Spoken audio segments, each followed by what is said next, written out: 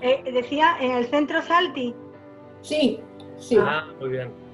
Muy bien. Pues bienvenida. Merci. Bienvenidos todos. Bienvenido, Ishak. Hay algunos que son... Hola Pepa, buenas tardes. Algunos me son más conocidos. Ishak se está conectando desde Madrid. Gracias. Si podéis decir desde dónde os estáis conectando, siempre es interesante. Jake, ¿desde dónde te conectas? De Florida. De Florida, muy bien. Jake, saludos Jake. Muy bien. Y a ver, algunos más, podéis ir diciendo de dónde os conectáis. De North Carolina. North Carolina. Peter, muy bien. Sí, gracias. A ver, algunos más, si quieres compartir. Cádiz. ¿Perdón? Desde Cádiz. Sí. Aquí tengo Manuel. Desde Cádiz. Manuel desde Cádiz. Gabriela, bienvenida. Gabriela desde Rieti, Italia. Desde Italia. Muy bien. Bueno, se siguen sumando personas. Desde Israel. Uli, desde Israel. Desde Israel. Tengo una persona que... Shmuel Rafael. El propio autor. Ahí está. Shmuel Rafael. Cristiana, Cerdeña.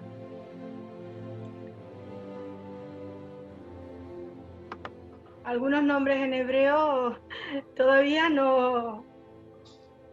Liliana. Bueno, va aumentando el grupo. Espero que sea un grupo suficientemente amplio. Shmuel Rafael, bienvenido. Un placer y un honor. Hola. Hola. Shalom, bueno. Shalom. Shalom, shalom. Hola, buenas tardes. Buenas tardes.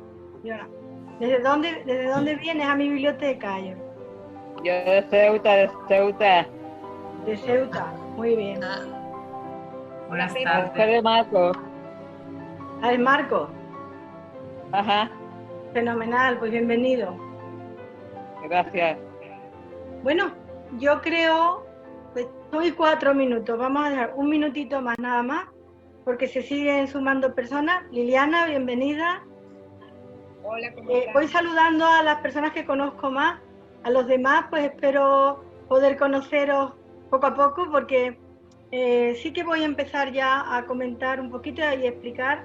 Primero dar la bienvenida a Carlos Yebra, al doctor Carlos Yebra, que ya hace años que nos conocemos, ¿verdad, Carlos? Pero siempre un placer. Pepa, muchas gracias. Un placer y un honor también tenerte aquí. Un gran luchador por el legado sefardí. Y también voy a explicar un poco, daros la bienvenida a todos. Yo estoy también muy feliz y encantada de teneros aquí. Vamos a imaginarnos todos que estáis aquí en mi biblioteca de Sefarad en Sevilla. Y comentaros que esta es una iniciativa que tuve cuando el confinamiento, porque ya que no podíamos movernos de nuestras casas y desde luego no podíamos ir a una biblioteca, pues se me ocurrió que todos, y yo concretamente, tenía algunos libros muy interesantes que quería compartir y pensé, ¿por qué no compartir de las bibliotecas privadas algún libro que nos guste y leer un poquito en alto, para también darle vida a los libros, ¿no? Entonces así surge mi biblioteca de Sefarad. Después pensé, ¿por qué no invitar a personas que quieran compartir esa biblioteca? Y está siendo muy interesante porque estoy teniendo la fortuna de tener a personas, pues desde luego que tienen mucho que decir en el mundo sefardí, y aquí estamos. Y finalmente, como está yendo también me gustaría que esto fuera el principio de un club, de una tertulia, si queremos trasladarlo a lo que se hacía offline, en torno a la materia, al legado sefardí, ¿de acuerdo? Y bueno, y a los libros, claro, a todo el conocimiento que está ahí. Pues sin más, yo quiero presentar también a Carlos. Me disculpáis si en un momento dado miro para acá porque tengo que abrirle paso a quien esté esperando. De momento ahí estamos. Bien, pues Carlos es doctor en lengua y literatura española y portuguesa de la Universidad de Nueva York, y él está trabajando allí como profesor. Y bueno, su campo de investigación se centra en la intersección entre lengua e ideología, y particularmente a propósito de la hispanofonía global. Es donde es tu campo, aunque tú podrás explicarlo mejor que yo. Y por otro lado, además de su vertiente como profesor, como académico y como investigador, pues Carlos es un defensor, como digo, y trabaja porque el ladino pueda seguir adelante, sea preservado, o por lo menos conocido y divulgado. Y en ese sentido, pues cofundó el Ladino 21, que es un grupo que conocemos mucho, y también cofundado junto a, tengo aquí a Beni Aguado y a Alejandro Acero. Yo doy la bienvenida, bueno, simplemente la enhorabuena por esta iniciativa y me callo y le cedo la palabra a Carlos para que él comparta con nosotros este libro tan maravilloso y tan emotivo que nos va a abrir muchísimas puertas y nos va a ayudar a que esto sea un acto de restitución en honor a la memoria de los sefardíes de Salónica. Carlos, todo. Gracias, Pepa. Bueno, buenas tardes a todos. Muchas gracias por venir, especialmente al autor del libro en cuestión, a Shmuel Rafael. Y es un placer estar aquí contigo, Pepa, y compartir esta conversación con todos y todas ustedes. El libro que he escogido, como bien dice Pepa, es Un grito en el silencio, lo tengo aquí, de Shmuel Rafael, y es una adquisición bastante reciente, porque a pesar de que salió hace 10 años, lo adquirí este verano. Este verano tuve la oportunidad de entrevistarme personalmente con Shmuel y hablamos de de cursos sobre el Holocausto y el español, y entonces salió el tema del libro y me puse en contacto rápidamente con la editorial, que es la editorial Tirocinio, y con Pilar Romeo en particular, que lleva la colección Fuente Clara de estudios sefardíes. Y a través de ella pude adquirir el libro en formato físico y entonces comencé a leerlo. Y hay varios aspectos que me gustaría comentar. Bueno, el primero de ellos es la fuerte vinculación entre la obra y la vida del autor. El autor, Shmuel Rafael, nació en Tel Aviv en 1960, el mismo día en el que el gobierno israelí anunció la detención de Eichmann. Y desde entonces, como bien comenta él en el libro, el Holocausto y su propia obra están engarzadas. Y el libro se divide en 4 partes. Una primera parte introductoria. Y en esta primera parte introductoria se tratan varios temas, la demografía sefardí antes del Holocausto, la literatura sefardí del Holocausto, etc. Pero me gustaría centrarme en 2 en particular. El primero es el judío español en los campos de concentración. Es importante entender que el judío español era una lengua minoritaria en los campos de concentración y que el hecho de hablar judío español, lejos de facilitar la supervivencia colectiva de los sefardíes, la dificultó. Hay una cita en este sentido de Jacques Handely en la página 23 que creo que ilustra muy bien estas dificultades que el judío español generó. Dice así: creo que los judíos sefaradíes sufrieron más en los campos que los judíos askenazíes, por una sencilla razón. No hablaban yiddish y no comprendían ni una palabra de ese idioma. Y no entendían alemán tampoco. Nosotros hablábamos solo ladino, español y griego. Simplemente no entendíamos qué es lo que querían de nosotros. Y yo creo que esta es una de las razones por las que tantos judíos griegos no regresaron de los campos. Un aspecto que hace este libro particularmente emotivo es que su autor, Shmuel Rafael, desciende de sefardíes griegos. Su padre es de Salónica, su madre de Corfú, y su padre fue superviviente del Holocausto. Entonces esto lo hace particularmente interesante. Además de este aspecto de la introducción, otro aspecto que me gustaría subrayar es la relación entre los supervivientes sefardíes y el Estado de Israel. Este libro se titula Un grito en el silencio y lo primero que hay que aclarar es de dónde nace el silencio y cuál es el grito que se postula en ese silencio, ¿no? Entonces el silencio hace referencia al silencio que experimentan los sefardíes dentro de la comunidad judía que ha sufrido el Holocausto, el hecho de que su voz no es tan oída como la de otros judíos askenazis que han estado en el Holocausto, Y también hay otro silencio en el Estado israelí. Hay una falta de incorporación de la narrativa sefardí sobre el Holocausto en Israel. Y esto es algo que solo empieza a cambiar en los años 80, a raíz de la elección de Isaac Nabon como presidente israelí, y entre el 78 y el 83, y a partir de entonces se generan toda una serie de iniciativas, de programas de radio, de televisión, de centros de estudio, que ya ponen a los sefardí dentro de la narrativa sobre el Holocausto en el Estado de Israel. Y este libro es una gran contribución a esa corriente. Y para mí uno de los aspectos más importantes, personalmente, es que esta información me ayudó a entender cómo yo mismo entré en contacto con el ladino. Yo conocí el ladino en 2011, en Yad Vashem, el Centro para la Rememoración del Holocausto. Y recuerdo que estábamos en un concierto de Yasmín Levy, que es una cantadora magnífica en ladino. Y yo nunca había escuchado el ladino. Entonces yo pensaba que esto era español, que era un español peculiar, pero que no era una lengua diferente como tal. Y en un cierto momento escuché como Yasmín Levy empezó a cantar Adío querida, ese himno sefaradí que conocemos muchas personas aquí. Y dijo, no quiero la vida, me la amargates tú, me la amargates, terminado en S. Y entonces esto era una terminación que yo había escuchado en determinados pueblos de Aragón y en España, pero no era un uso idiomático del español, por lo tanto me sorprendió. Y cuando ya lo hube escuchado varias veces durante la canción, entonces dije, esto no puede ser solamente un error, tiene que haber algo detrás. Y entonces, hablando con otros estudiosos, descubrí que efectivamente esto no era español, sino que era ladino. Y empecé a interesarme por el ladino, empecé a aprenderlo de la mano de Beni Aguado y de Rachel Bornick y de otros sefaradíes, y allí es cuando empecé a darme cuenta de la necesidad de documentarlo, que es algo que también une mi labor con la de este libro, la necesidad de documentar cómo se habla el judeo español, en este caso, en el caso del ladino 21, en el siglo XXI.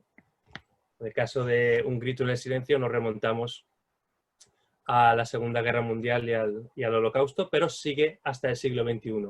Este libro no solo trata de la poesía escrita durante el Holocausto, sino también después del Holocausto, acerca del Holocausto, llegando hasta el siglo XXI y alcanzando unos desarrollos que no tienen nada que ver con los primeros poemas sobre el Holocausto.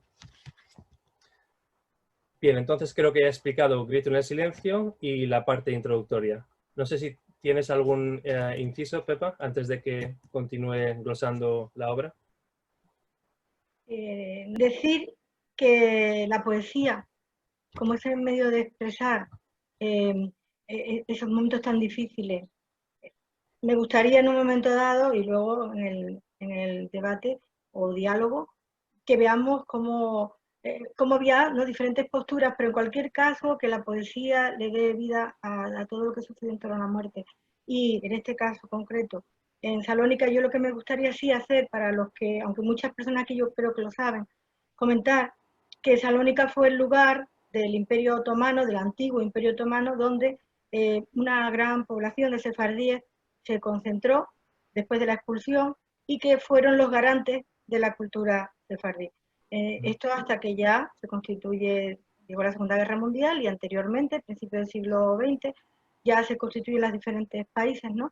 Pero que realmente estos sefardíes superaron una expulsión tan dramática y tan difícil, reconstruyeron su vida durante varios siglos y finalmente pues Hitler y los nazis acabaron con ello, ¿no? Entonces nosotros deberíamos de aceptar ese papel de legatarios también, aunque no seamos familias directamente, porque tantos sefardíes, una ciudad, además de otras, pero en el caso de Salónica, que guardó de una manera tan importante el legado, pues creo que al ellos desaparecer, esto es un acto en memoria de ellos y de restitución de la memoria, de manera que nos lo tomemos todos este rato que vamos a estar hoy como algo así, nada más. Gracias, Pepa. En efecto, uno de los aspectos centrales, y lo comenta el propio autor, es que no todas las comunidades sefaradíes fueron afectadas por el Holocausto de igual modo y hubo grandes diferencias. Por ejemplo, los sefardim que venían de Turquía o de Bulgaria no fueron tan afectados por el Holocausto y fueron precisamente estos sefardim los que emigraron en los años 50 a Israel. De allí que muchos pensaran que en realidad los sefardim no habían estado en el Holocausto y esta narrativa se perpetuase hasta los años 80 en Israel.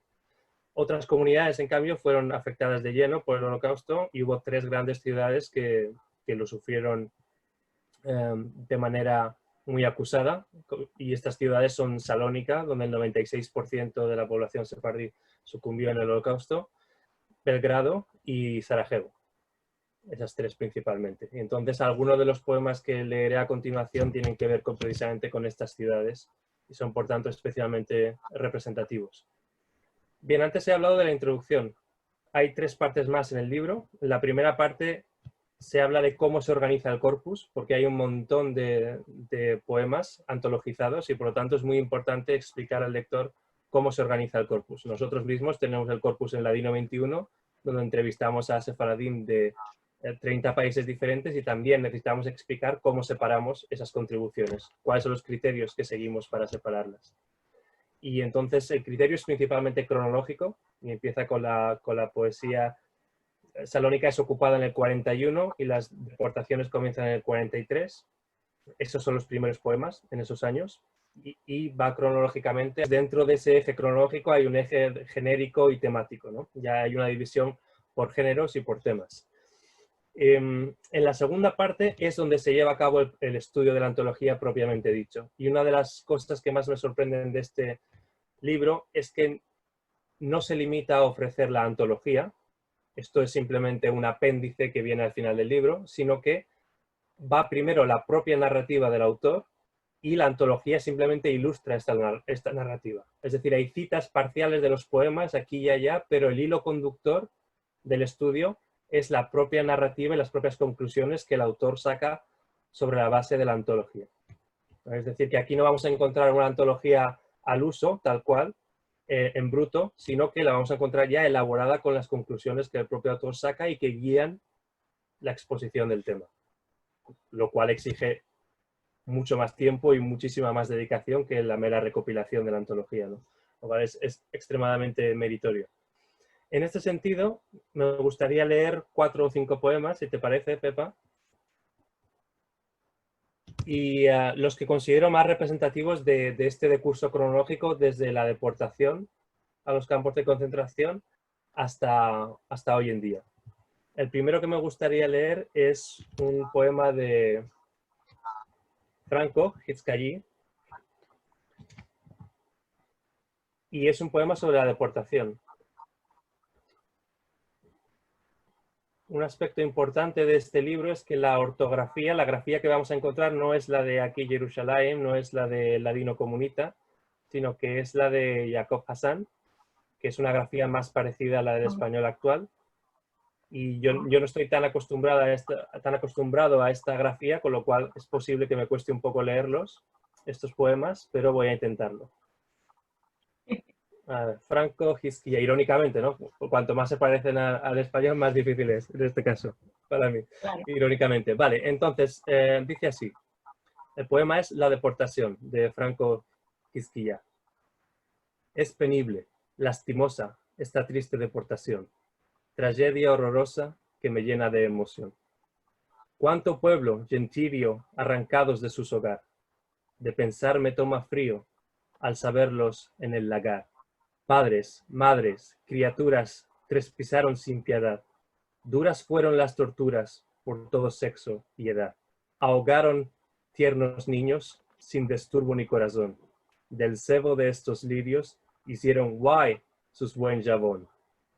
¿Qué pensás tú, oh San Pablo, de este crimen monstruoso?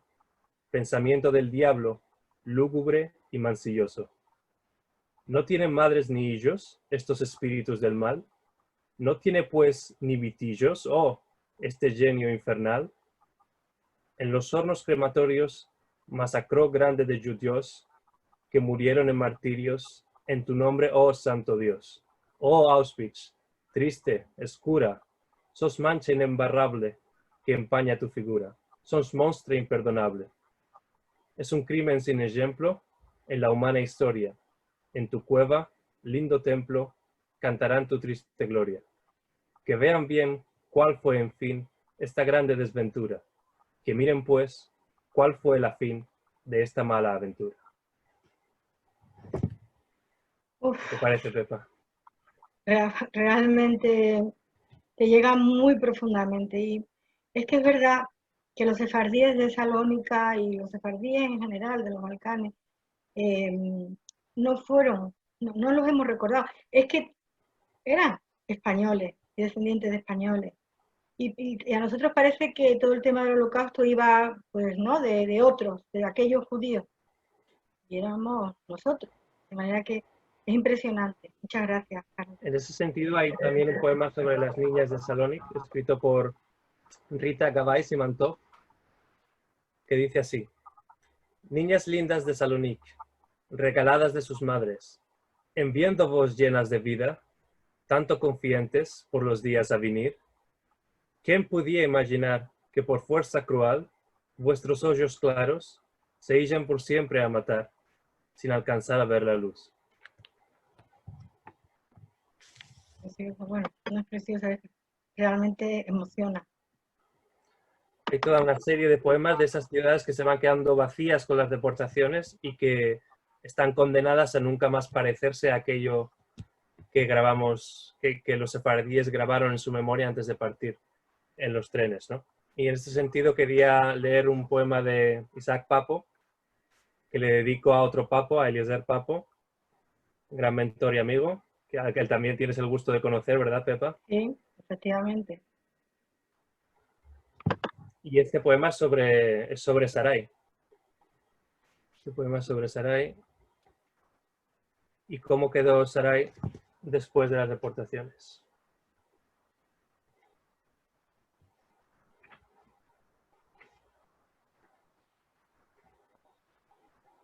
Papo, aquí está. Sarai, mi ciudad de oro. Estremecido miro el televisor. Destruyéndose está mi Sarai de oro. Nunca pensaba que podía ser verdad. Tanta inhumanidad y terrible crueldad. Lo que se pasa hacen sus ciudadanos. Ayer amigos y nuestros vecinos. La cruela política todo derroca. Enteramente la gente troca. Ángeles divinos, ¿dónde vos topás agora en esta, sincero dicho, la mala hora? Al tras 80 años en Sarai me nací. De mi chiquez, toda la vida allí pasé. De la España trujimos la cultura y la tradición. La lengua y romanzas cultivimos con emoción. Lo que se pasa, hacen sus ciudadanos, ayer amigos y nuestros vecinos. La cruela política, todo derroca. Enteramente la gente troca.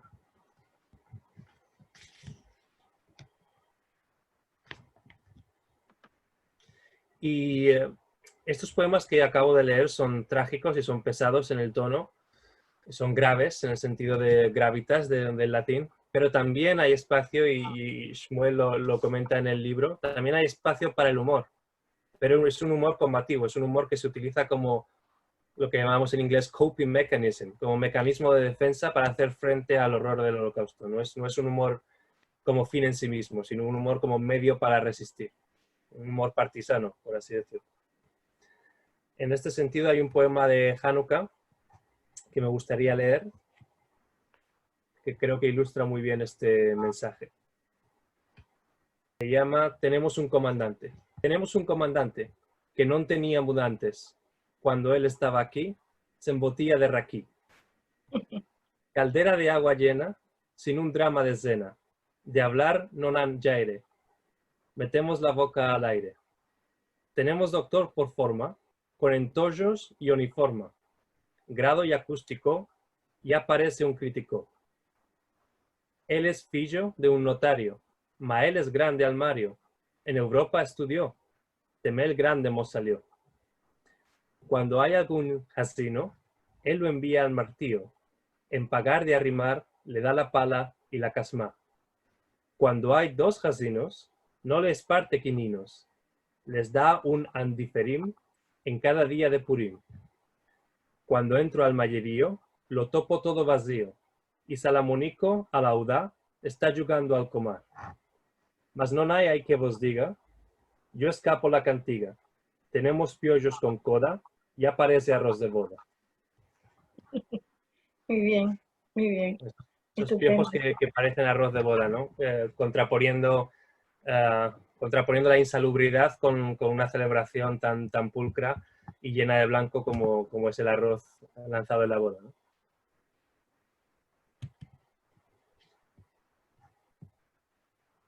Y finalmente quería leer un poema que se titula Silencio. Pero me temo que no lo voy a poder encontrar porque olvidé anotar quién era el autor. Guay de mí, como se dice en ladino. Así que tal vez si después lo encuentro lo pueda releer. Hay muchos más poemas que me gustaría leer, particularmente, y como alguien que se especializa en el siglo XXI y finales del siglo XX, y se lo dije esto a Shmuel por comunicación privada, me resultaron particularmente interesantes los poemas de Michel Held y de Matityahu. Los poemas de Matityahu particularmente, que está hoy con nosotros, Shalom, me resultaron particularmente interesantes porque tienen que ver con la conceptualización del ladino en términos globales. Antes ha dicho Pepa en la introducción que yo me especializo en el ladino como parte de la hispanofonía global, y la hispanofonía global trata precisamente de eso, de cuál es la tensión entre el español como lengua global, como lengua hablada en muchas partes del mundo, y a la vez cuáles son los límites de ese español, y cómo se torsionan esos límites y cómo se articulan otras formas de español que son respetables y respetadas en sí mismas, no ya como variante del español, sino como lengua propia. Y creo que tanto los poemas de Matityahu como los de Michel Held son muy interesantes desde ese punto de vista y del punto de vista lingüístico, de utilizar el bilingüismo, no ya solo en términos de cambio de código, de lo que se llama code switching, de ahora utilizo hebreo, y ahora utilizo español, y ahora utilizo alemán, por ejemplo, sino en términos de lo que ahora se llama en el ámbito universitario americano translanguaging, que quiere decir que utilizamos diferentes variedades lingüísticas de nuestro repertorio que no necesariamente son no son idiomas distintos, sino componentes de nuestro acervo lingüístico. Y que esa conceptualización de distinguirlos entre, no, esto es hebreo y esto es español, por otro lado, como compartimentos estancos, eso se rompe dentro de la poesía, en la que hay vasos comunicantes, en la que hay una variedad lingüística que combina elementos de lo que alguien conceptualiza después como hebreo y español, pero esos dos idiomas no están separados al principio del poema. Y me gustaría ilustrar este pequeño recurso teórico, un tanto pedante, con un poema mucho más específico en el que esto aparece reflejado claramente. Y es un poema firmado por el padre del autor, por Chaim Rafael.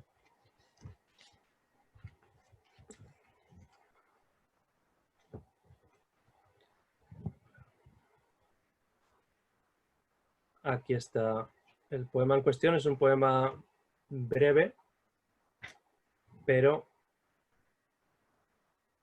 muy ilustrativo. Chaim Rafael debería buscar por la H, consecuentemente. La próxima vez, Pepa, recuérdame que utilice post-its de estos que seguro que utilizas. De colores, ¿no? Vale, lo tengo. El poema se llama Este mal de las mujeres, poema de los obreros del Comando 41. Este mal de las mujeres, que se llamó Yalesa, que quieren parás para el baño. Dale verde, Yalesa. No espantéis, Germanín. De aquí mos salieron Germanín.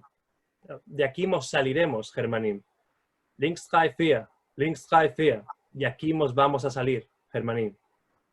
¿Y por qué digo lo de translanguaging y leo este poema? Porque como habéis podido sentir, como decimos en ladino, como habéis podido escuchar, el poema es en ladino, no espantéis, Germanín, de aquí mos saliremos, Germanín, pero hay un cierto punto en el que el autor cambia al alemán y dice links, izquierda, drei vier, 3-4, como una marcha militar, ¿no? A la izquierda 3-4, a la izquierda 3-4, dice links drei vier, links drei vier.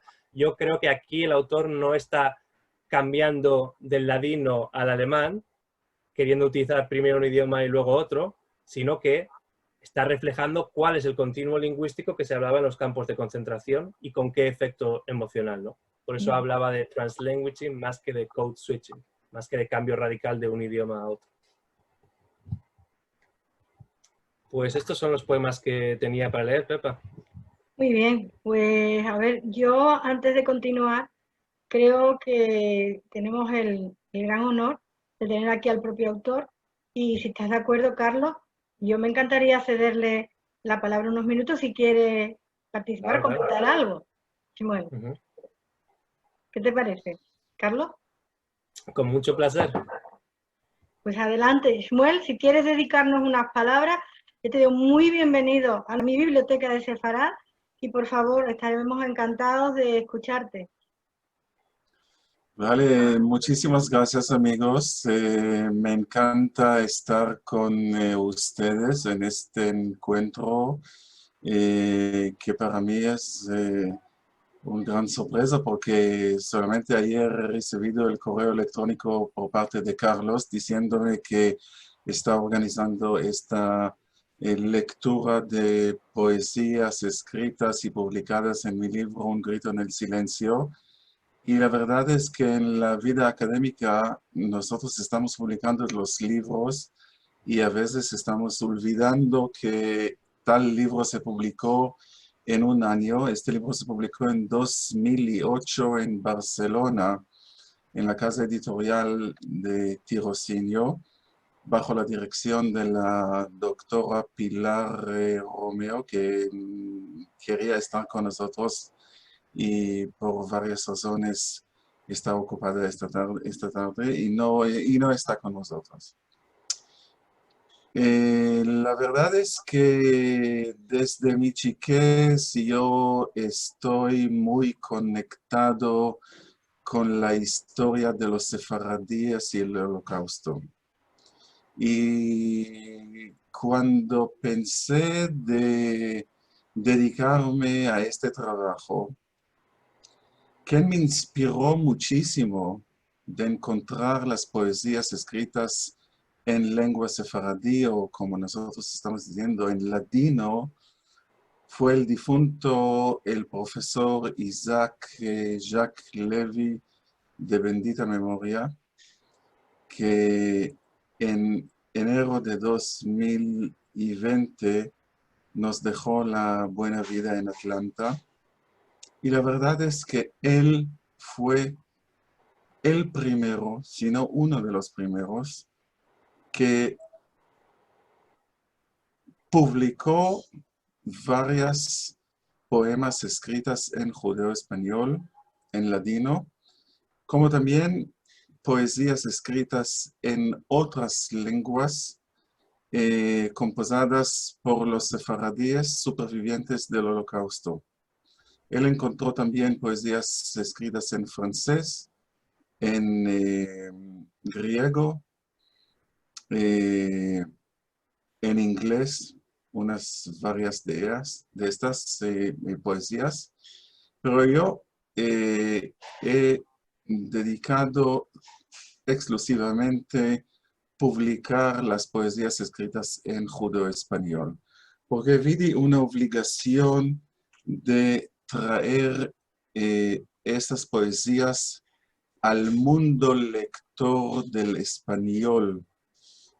Hay que decir que yo estoy caminando en este campo del judeo español y los estudios sefaradíes más de 30 años.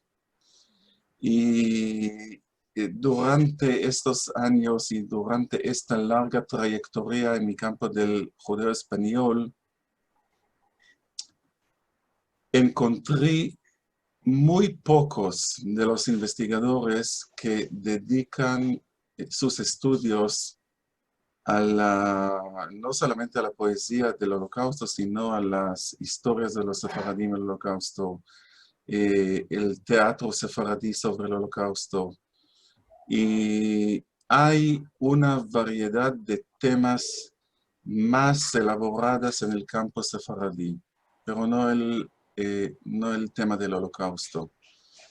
Y mi idea fue de traer el conocimiento no solamente del Holocausto, sino también de los textos escritos en judeo-español al público lector en España y fuera de España, y aquellos que tienen la posibilidad de leer y conocer la historia de los sefaradim en el Holocausto, para dar a entender que el judeo español y la herencia sefaradí no comienza solamente del romancero y termina con las coplas sefaradíes, pero también tenemos este tema bastante importante, complicado, y un tema que significa muy bien no solamente el pasado, sino el presente del judeo español y la actividad que hoy en día se crece enormemente,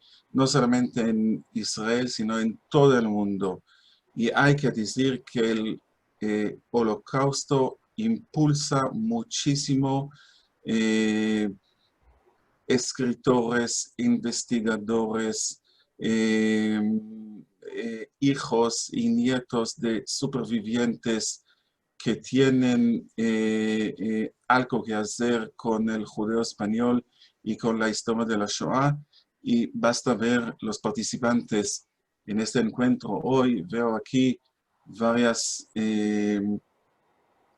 personas de Israel que están muy bien conectadas con el judeo español y el estudio del Holocausto. Y qué más que todo, la poetisa Margalit Matitiau, que publicó muchísimas poesías sobre el Holocausto, y yo fui uno de los primeros que tenía la suerte de leer las poesías que se publicaron en su muy bien conocido libro Curtillo Quemado. Curtillo Quemado. Y por favor, si Margalit tiene la buena voluntad de leer una o dos de estas poesías muy emocionantes escritas en 1985 en un viaje que hemos realizado en Grecia con un grupo de 10 hijos y hijas de supervivientes de la Shoah. Margalit, por favor. Bueno, la verdad que es una emoción que puedo leer de mis poemas escritas con un sentimiento muy, muy profundo de lo que yo sentí por el Holocausto, porque las familias de mi padre y mi madre no quedó ni uno. Todos fueron exterminados en Auschwitz. Y cuando llegué a Salónica, la primera cosa que quise hacer es ir y ver dónde mi madre nació, y escribí durante este viaje de un mes los poemas del libro Curtillo Quemado, y los va a leer en judeo español. Y el primer que quiero leer es Thessaloniki. La calle parecía hinchirse de mis fondos sentimientos, encaminando y buscando mi viejo nombre. Las sombras de la tarde empezaban a caer sobre la casa. Las ventanas cerradas parecían meterse en una guerra muda contra el tiempo pasado. Meso las memorias plantadas en mí por mi madre, vi a la casa que en súbito se enchequecía hasta tocar la tierra del Curtillo. Ante las voces de lo pasado quedaron en el haber, y sentía la pronunciación de un nombre como una campana cunándose en el tiempo y diciendo, Tesaloniki o 12 llenos Jarisis, 59, que era la casa donde nació mi madre y la familia fue discriminada. Puede ser dar también otro poema, El curtillo quemado, al nombre del libro. Es un sueño. Me topaba en tierra ajena, en un extraño curtillo, rodeada de barracas pretas y de colonas en desorden esparcidas. Dentro mí lo sabía, que en otros lugares las colores brillan y el silencio reina con calmeza y seguridad. A mi espíritu quería dar la libertad de fluir. El curtillo quemado me hacía signos sin decir. Y no sé si puedo leer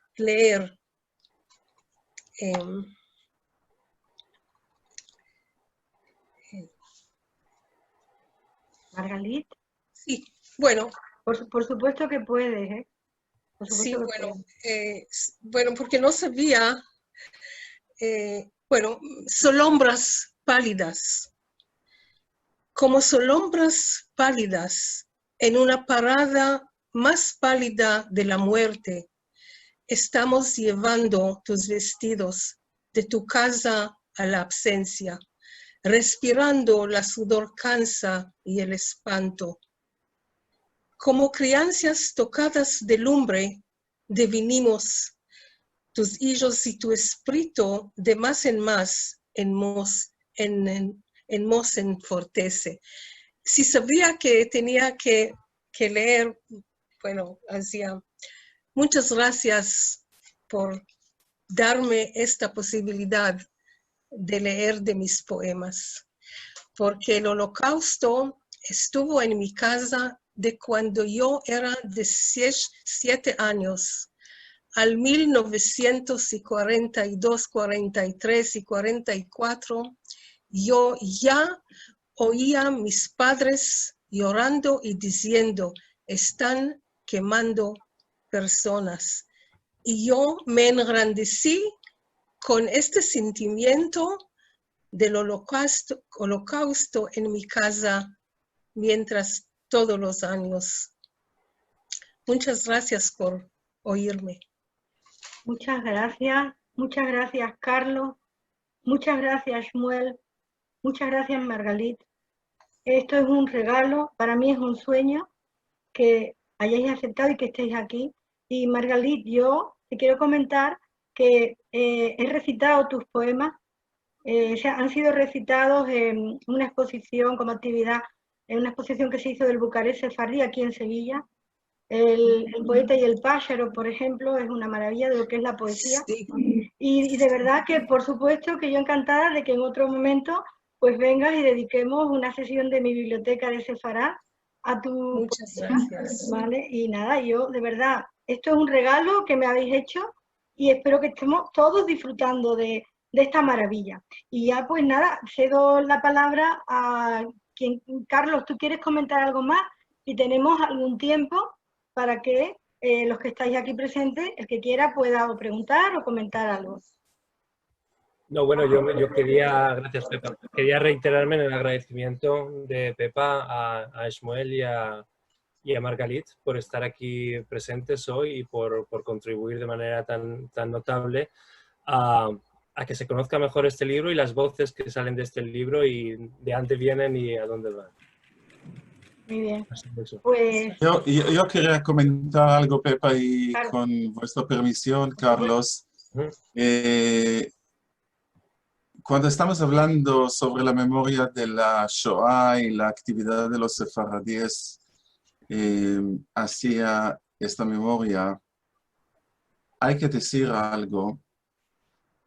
En 1900 67. Estamos hablando de más de 55 años atrás. En el campo de exterminación de Auschwitz y Birkenau, decidieron poner unas piedras de memoria que mencionan cada una de las comunidades de donde se deportaban judíos a Auschwitz y Birkenau. Y estas piedras están escritas en lenguas diferentes de toda la Europa, como el alemán y el francés y todas las lenguas de cada uno de los países donde se deportaban judíos a Auschwitz y Birkenau. De tal comunidad podían encontrar estas piedras escritas en su lengua, salvo el judeo español.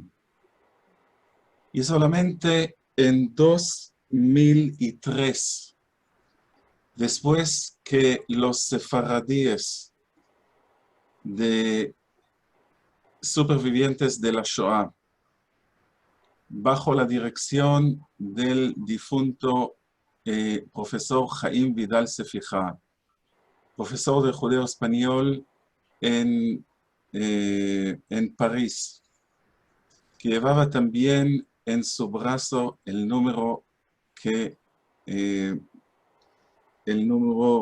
lo pusieron los alemanes cuando él entró a Auschwitz y Birkenau.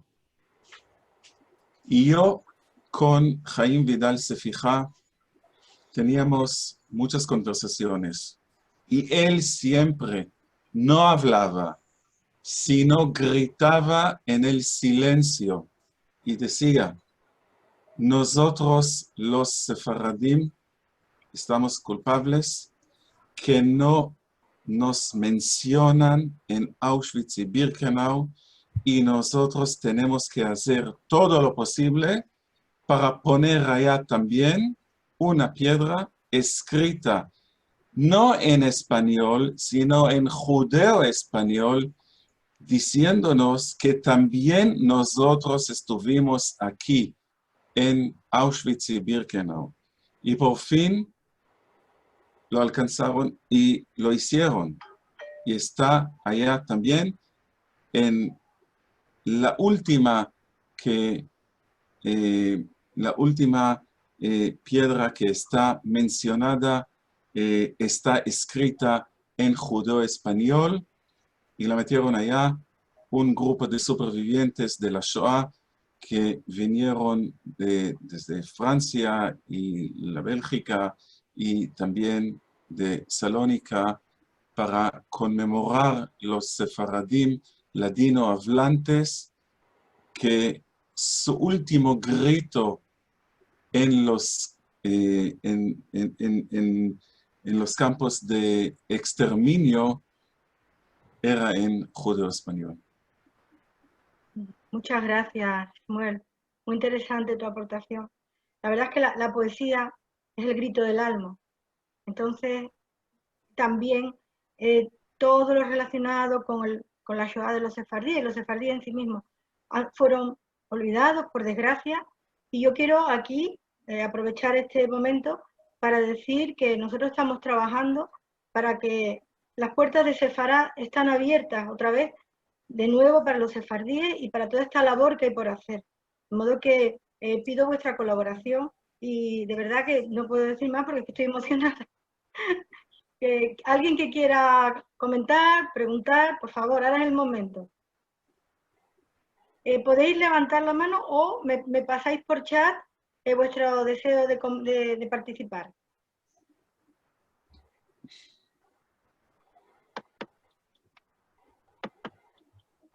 Yo creo que estamos todos impactados porque lo que estamos haciendo aquí es restituir, es trabajar y honrar a tantas personas, a tantas familias que fueron tratadas de esta manera que, bueno, todos sabemos, ¿no? Yo no quiero abundar, pero yo estoy profundamente emocionada e insisto en toda esa labor y ese trabajo que hay por hacer. Creo que, de hecho, había en tu libro, Shmuel, comentas que después de toda la tragedia y del terror, había como una especie de dilema o de discusión si tenía sentido que existiera la poesía después de Auschwitz o, por el contrario, la historia tenía que ser iluminada por la poesía, ¿no? Y entre otras cosas. Entonces, no sé, creo que tu opinión, en el caso de Shmuel, no sé, Carlos, lo que tú opinarás, pero realmente en el libro ya estás demostrando que la poesía tiene que estar ahí para iluminar. Entonces yo quiero también romper una lanza a favor de la poesía en sí misma, y si en este caso uniendo el ladino, la preservación del ladino, que es otro de lo que otra vamos a decir, consecuencia de lo que hoy estamos haciendo aquí, del trabajo de muchos de los que estamos aquí, que es trabajar por el ladino. Sabemos que la situación es difícil, pero mientras esté ahí como elemento de la cultura, y los poetas y los literatos y los profesores, investigadores, pues todos ayudamos a ello, pues, no sé, animar, decir que hay un gran trabajo todavía por hacer, que las puertas de lo que nosotros hacemos están abiertas, y que yo pido vuestra colaboración, vuestra ayuda, porque creo que tanto el trabajo que hay por hacer, una labor de justicia, que desde luego no podemos dejar pasar, fue demasiado grave. Entonces, bueno, no sé si queréis hacer algún comentario más, no sé, Shmuel o Carlos, Margalit, o alguno más, porque veo a todo el mundo muy callado, porque realmente yo no me esperaba que esta sesión en mi biblioteca fuera a ser tan emotiva. Yo tengo los vellos de punta, pero la emoción está ahí, pero hay que seguir trabajando. Y me gustaría que cerráramos, pues cerrarais vosotros, no yo. Yo quería simplemente matizar antes de dejar paso a Shmuel y a Margalit y a quien quiera intervenir, que este fue uno de los factores que más me atrajo del libro. Y aquí creo que convergen mi esfuerzo y el de Shmuel, en el sentido de que yo en 2014 publiqué un libro sobre cómo enseñar el Holocausto en español a través del cine. Y un aspecto fundamental para mí al escoger el cine era esa capacidad logopática que tiene el cine, de aunar el logos o discursos y el pathos o emoción, ¿no? De sentir y hacer sentir. Y creo que la poesía también tiene esa cualidad fundamental de sentir y hacer sentir, y esta misma conversación acerca del libro de Shmuel es buen testimonio de ello, ¿no? Y nada, simplemente quería anotar eso, que a veces no se trata solamente de transmitir el mensaje correcto, sino de transmitirlo de manera correcta con el género que funciona para transmitir ese mensaje. Creo que tanto el cine como la poesía funcionan en ese sentido muy bien. Shmuel, ¿quieres añadir algo más? Sí, quiero añadir algo que, en mi opinión, todos estamos muy preocupados cuál va a ser el futuro del judío español, no solamente como una lengua, sino como una cultura, a dónde vamos a llevar esta rica cultura, esta herencia. Y me parece que no solamente como hijo de supervivientes de la Shoah, sino también como director del Instituto Salti, que es un instituto que se ocupa muchísimo en Israel y fuera de Israel para los estudios sefaradíes. Todos debemos siempre, de aquí adelante, y las instituciones no solamente de Israel, también afuera de Israel, de no olvidar de ocuparnos también y dedicarnos tiempo a los estudios de los sefaradíes y el Holocausto. Y el Instituto Salti, en sus actividades y también las actividades que estamos ofreciendo al público que tiene un gran interés venir y participar y estar con nosotros. Hace unos años que en nuestros cursos estamos más y más dedicando tiempo a los estudios de la Shoah. Está con nosotros la doctora Silvina Gesser, que en el nuevo año académico, que lo vamos a abrir en octubre, este octubre de 2020, por primera vez en una institución que se dedica su tiempo a los estudios sefaradíes, la doctora Silvina Gesser enseñará un curso sobre España y el Holocausto, y sobre España, los sefaradíes y el Holocausto. Y por favor, Silvina, si tienes la buena voluntad de contarnos un poco sobre lo que vas a hacer en este curso.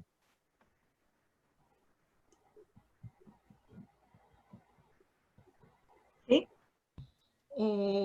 Buenas noches, un saludo a todos. Realmente muy emotivo este encuentro y felicitaciones a Carlos y a Pepa por haber tomado esta iniciativa. Mi propósito en este curso, que es un curso nuevo que estoy preparando específicamente para el Instituto Salti, mi objetivo es dar una perspectiva desde el Estado español, desde la historia española, desde las coordenadas específicas de la España de 1939 a 1945 y de su función múltiple, compleja, con varios focos de atención, y la relación y la función tan importante de España en relación a la posibilidad de salvar, de apañar, de arropar a parte de los judíos sefaradíes durante la Segunda Guerra Mundial. Vuelvo a decir, una perspectiva compleja que va a dar parte a las características específicas de la España de esos años, que es en general un aspecto que no se estudia demasiado en Israel en relación a los estudios sobre el Holocausto. Muchísimas gracias, Silvina. Muchas gracias. Por favor, si podré por terminar solo, claro, por supuesto. Un poema que lo dediqué a la Plaza de la Libertad. Como sabemos que la Plaza de la Libertad fue donde los judíos de Saloniki fueron recogidos y mandados a los campos de concentración. Y dice así: en la plaza aposaba la calladez, mas nuestros oídos sentían el ruido que subía del tiempo pasado. Las ventanas de la casa nos miraban con ojos extraños y una negrura enloquecida parecía abajar de las águilas arrebatadoras vestidas de maldad. La plaza nos hacía signos invisibles. La calladez corría gritando en nuestras venas. En la longura, la mar quedaba blue como el cielo, mas nuestros muslos se empretecían. La Plaza de la Libertad topa hoy abrigo bajo la sombra de los árboles, abocados por el pesor del verano, y de una manera de libertad tímida continúa a circular el movimiento, mas de las ventanas que siempre van cazando la luz, nunca no podrá fuir la oscuridad. Muchas gracias, Margalit. Este poema yo también lo conocía y es una emoción muy profunda la que creo que nos embarga a todos. Bueno, yo creo que, salvo que haya una última intervención, si alguien lo desea, porque ya se nos ha pasado la hora y que se ha pasado sin darnos cuenta, ¿Alguien que quiera hacer un último comentario? Puede abrir el micrófono, quien lo desee, ¿eh? Bueno. Yo, Pepa, quería saludarlos antes que nos vamos. Sí, sí, claro, Liliana, adelante. Bueno, mi nombre es Liliana Blimban, y vivo en Buenos Aires, y soy escritora también. La verdad que agradezco, Pepa, que hayas hecho este encuentro nuevo, y cada vez que me encuentro nuevamente con gente nueva, la verdad que agradezco los espacios, las cosas que recibo. No había nunca leído nada de Shmuel ni de Margalit, que conozco, pero me encantó, me gustó muchísimo, y ahora los voy a seguir, los voy a buscar.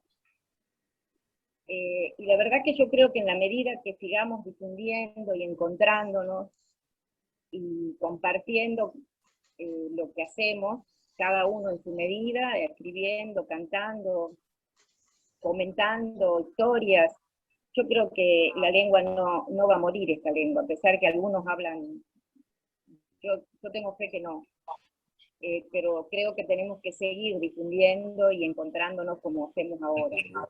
Un trabajo ahora que Pepa yo se lo conté, un trabajo de los niños sefaradíes, que tengo un trabajo realizado también investigando, que es el cancionero popular de los niños sefaradíes.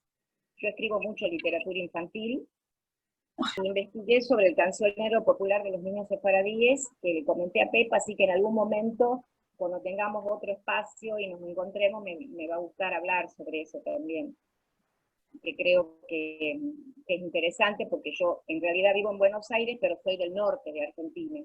Entonces investigué sobre los niños sefaradíes, pero hice como una comparación con el niño del noroeste de mi país, del noroeste argentino, que se parece mucho, porque también heredó de España todo. Así que bueno, eso, nada más quería comentar. Muchas gracias. Agradezco a todos el espacio y lo que han brindado, por supuesto. Vale, perdona Liliana, que me he metido ahí. Bueno, de acuerdo con mi invitado, el primero que invité, porque tengo ahora muchos invitados y estoy feliz, con Carlos vamos a ampliar esto un poco más, porque la verdad es que no se da esta oportunidad de tener aquí a personas tan comprometidas, tan interesantes, y que además pues con todo este bagaje, ¿no?, familiar, delegado y académico, de manera que podemos continuar un poco más y se puede ampliar lo que cada uno quiera aportar. Yo quería decir que Liliana, por ejemplo, ella es sefardí, con su familia es originaria de Turquía. En Turquía, de alguna manera, tus ancestros tuvieron un poco de más, no sé, fortuna de que no pasara lo que pasó en Salónica, por ejemplo, ¿no? Y ella también es una luchadora por difundir el legado, en este caso, pues, lo que son los libros, la escritura, y también las canciones, el folclore, es decir, que por eso yo estoy muy contenta, porque creo que tenemos hoy aquí una reunión muy bonita y muy interesante. De manera que, adelante, por favor, quien quiera participar, yo estoy muy feliz, y con Carlos también, con que continuamos un poco más. Pepa. Si quieres añadir algo más. No, simplemente que me gustaría también conocer las contribuciones, así como de Liliana, de quien quiera participar y compartirlas ahora en directo con nosotros y con nosotras. Isaac, ¿estás por ahí? Yo quería preguntar a Liliana si eso es el correo electrónico que veo aquí, de Liliana Bliman 1 en Hotmail. Sí, ese es mi Hotmail. Sí, Shmuel, Vale. ese es mi Hotmail. Es que tengo que escribirte algo y enviarte un regalo, 2 de mis obras, con 40 poesías escritas en judeo español para niños. Nada que ver con el tema del Holocausto. Ajá, ok. Cuando quieras, hablamos de lo que quieras, porque la verdad que estamos para eso, para contar lo que sabemos y que todos lo conozcan. Gracias. Yo quería añadir que Liliana estuvo también aquí en mi biblioteca de Sefará, que desde luego yo ya no voy a decir mi biblioteca, voy a decir nuestra biblioteca, porque la verdad que con este apoyo y este aforo, pues esto tiene visos de llegar a ser un proyecto de todos nosotros, no solo mío. Y Liliana estuvo aquí, pues hace, bueno, en dos capítulos anteriores, vamos a decirlo así, y ella estuvo leyendo en ladino algunos cuentos de Johan. De modo que además de lo que ella escribe, también sus cuentos, ella recoge los cuentos que sean para niños, esa historia de su familia, del camino que tuvieron que hacer desde Turquía, en este caso hasta Buenos Aires, ¿no? Hasta Argentina. Entonces, también son historias muy importantes porque todo esto da a conocer a muchas personas que no saben de lo que sucedió, pues esta realidad, ¿no? De modo que bueno, pues que yo creo que ahí hay un campo de trabajo y si sirve los encuentros en mi biblioteca para ello, pues adelante. Pues continuamos un poco más y si te queréis comentar algo más. Shmuel, para mí es de verdad un honor que el Instituto Salti esté aquí representado y de qué manera. Y también ofrezco la colaboración en el sentido que sea. Nosotros, bueno, Carlos ya me conoce de hace un poco de más tiempo, sabe que yo y personas que estén conmigo y colaboradores estamos haciendo un trabajo en pro de recuperar y de dar a conocer y difundir tanto la historia como la cultura de los judíos de Sefarad.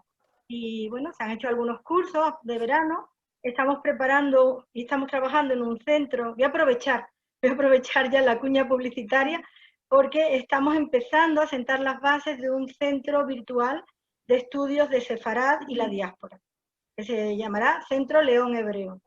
Y bien, es muy importante en lo que yo llevo trabajando y especializándome en la historia de los sefardíes, ¿no? Tanto de los sefardíes como de los hispanojudíos, es decir, todo lo que fue la historia también en Sefarad. Es muy importante, como digo, que volvamos, que conozcamos la diáspora, que conozcamos todo lo que sucedió en la diáspora y la volvamos a traer, no físicamente, porque ya no podemos, pero culturalmente, la historia, volvamos a traerla a Sefarad. Este es un poco un objetivo y ahí pues sí que contar con la colaboración de personas, de personalidades, diría yo, ¿no? Y por supuesto del instituto, pues sería algo fantástico que podamos ver cómo entre todos podemos ir llevando esto adelante. No es fácil, yo os digo, estoy en Sevilla, estoy en la ciudad donde nace la Inquisición, estoy en la ciudad donde los reyes católicos pasaron y les convencieron para que expulsaran a los judíos, por lo tanto, luego sucediera todo lo que hizo que todas vuestras familias, en el caso de los que sois descendientes de sefardíes, tuvierais que pasar por lo que pasaste. Y bueno, físicamente el Centro León Hebreo, yo tenía ilusión por hacerlo físicamente, pero creo que hoy en día no tiene sentido. Pero sí que todo lo que se pueda aportar desde fuera, por ejemplo, evidentemente que habrá el ladino, el judío español estará presente, y el holocausto también debe estar presente, y muchas otras cosas que no son el holocausto, que tampoco, evidentemente, que son desconocidas, en una palabra. Entonces, Sefarad hay mucho por trabajar para, de nuevo, unir el origen, ¿no? Con aquellos que quieran, pues nada, volver a estar aquí presentes de una forma u otra. Aunque sea a nivel virtual, creo que es una gran oportunidad. Eso y también trabajar por la poesía, insisto, la poesía es otra gran olvidada. Y bueno, pues son esas tareas, ¿no? Que ese ticún que tenemos, pues nada, yo animo a que podamos avanzar. Incluso propongo más adelante otro encuentro de este tipo, ya más orientado a lo que sea abrir a otros. Yo sé que hay muchas poetas y muchos poetas del holocausto de la Shoah. Hubo grandes filósofas de la Shoah y pienso que hay toda una labor que, lo poquito que yo he hecho, que ha sido muy poco, pero estamos a tiempo de ampliarlo. En fin, no quiero tampoco monopolizar el tiempo y insisto, si alguien más quiere opinar o quiere comentar. Bueno, tengo aquí, sí, por favor, no quiero dejar de hacerlo. Me han mandado un mensaje por privado de una persona, yo voy a decir su nombre, Nora Cohen, que me dice, desde Argentina te transmito mi agradecimiento. Es como dice, la emoción embarga. Toda la familia de mis abuelos maternos fue masacrada en Auschwitz. Ellos eran sefardíes de Rodas. Hablaban el judaísmo y yo trato de aprenderlo y rescatarlo para mis hijas. Pues yo creo que aquí todos estamos para ayudar y apoyar a que al menos se pueda aprender, ya que de la familia muchas veces ya la transmisión oral sabemos que no es lo mismo que antes, pero pienso que hay que ser positivos y que entre todos lo podremos lograr. De manera que yo saludo y agradezco el que hayan compartido, y hoy también ha habido otras personas cuyas familias fueron también exterminadas en el Holocausto. De manera que, por mi parte, nada más. Si alguien quiere añadir, insisto, y si no, pues te cedo la palabra, Carlos, para que tú seas el que despida la sesión, con mi agradecimiento. Merci mucho a todos los que habéis estado aquí y habéis hecho que esto ha sido un evento, desde luego, yo no voy a olvidar. Bueno, muchas gracias, Pepa. Para mí este evento también ha superado expectativas en gran parte, y es en gran parte o en toda parte gracias a la contribución del resto de contribuyentes hoy, de quienes os habéis sumado con tanto entusiasmo y tanta sabiduría a esta reunión. Entonces me reitero mi agradecimiento a todos los presentes, especialmente a Ishmael, a Margarita, a Liliana, a Pepa, que hemos intervenido más, pero a todos, porque todos juntos hacemos este tipo de reuniones. Y me gustaría concluir señalando simplemente que el proyecto en el que yo estoy personalmente con el que estoy más comprometido se llama Ladino 21, y se llama Ladino 21 porque tratamos de mostrar y de celebrar cómo se habla el ladino en el siglo XXI, y estamos abiertos a contribuciones de todo tipo. Si tenéis canticas, poesías que queréis leer, historias de Choja, todo absolutamente, teatro en ladino, todo absolutamente cabe ahí. Podéis verlo en YouTube, escribiendo Ladino 21. Y ahora mismo estamos en un momento en el que hemos grabado muchos vídeos en todo el mundo, pero estamos mirando a Turquía e Israel porque nos damos cuenta de que nos falta rescatar archivo audiovisual en Turquía y en Israel específicamente, así que agradecemos en particular contribuciones del ladino de Turquía y de Israel. Muchas gracias a todos y gracias a Pepa por organizar todo, y espero que nos encontremos en futuras reuniones. Claro que sí. Muchas gracias. Sí, claro. Gracias, profesor. Y gracias, Pepa. Muchas gracias a todos. Gracias. Y nos veremos pronto, si os apetece, si queréis. Mi biblioteca está abierta para que sirva para hacer esta labor y estos encuentros. Muchísimas gracias a todos. Shalom.